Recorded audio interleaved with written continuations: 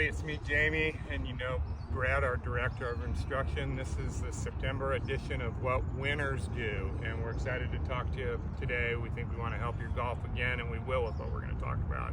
A long time ago, I was playing in a tournament in the wind, and it blew really badly, and I was a young guy, and I wasn't used to playing in the wind. And one of the older pros that I was playing with said, every place that you go in the world, you've got to play in the wind, and you got to learn how to do it. And a big thing of playing in the wind is allowing the wind to be your friend, number one, and then number two, having a swing that you can control your golf ball. And in instruction, I know you do this every day with your students here or your tour players when you're on the road. We hit what we call flighters, or little three-quarter shots, and I think it's a great way to practice. So I like this when you practice.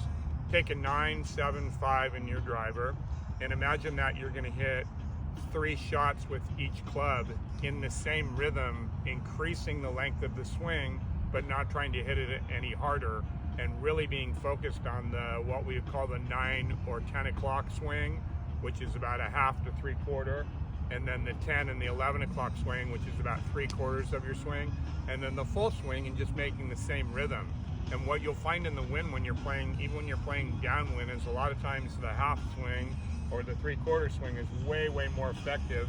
It's a great way to practice because it stimulates beautiful balance and beautiful rhythm, and obviously it works better when the wind's blowing really hard. And I know you got a lot of takes on that.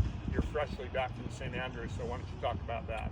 Yeah, I think the thing I like what you said the most is not changing the tempo or the rhythm of it. You're just changing the length of the swing.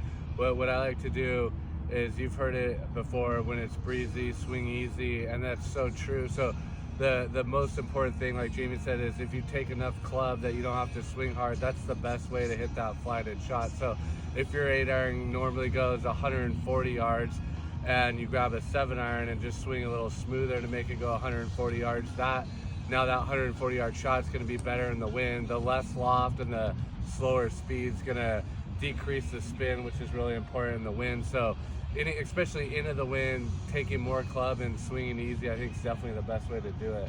Yeah, and it's funny, Brett and I went to the same college. Brett was a lot older than me, so we didn't get to play together. But when we were in college, everybody always had the thing like, what club did you hit on a 3-part? And it was a big deal. The less club you hit, the better it could be.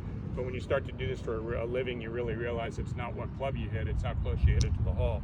Our ladies that we teach, Nelly Corda and Lily Abu, just finished runner-up in the Open Championship at St. Andrews, which is the iconic links golf course of all time. And I think a big reason that they were effective over there is Brett was over there and he was working with both of them and getting them to just hit those flighters and hit those 3/4 shots and stay in control. And I think Nelly maybe led the field in hitting, and Lilia always plays well in that situation, and we knew that they were going to be effective there. So what's working for them on the road also can work for you at home, regardless of your ability level. And that's what we like about the What Winners Do series, is its ability to teach you at any level of the game how great that you can play at it. Yeah, and even with this beautiful range behind us, even on a day like today where it's beautiful out and it's not windy, you can still work on that shot. Again, if your 8-iron's going 140 yards, you shoot a pin out there that's 120 yards and work on that kind of chippy 8-iron feel that's only going 120 yards, and that shot's going to carry over well for the wind.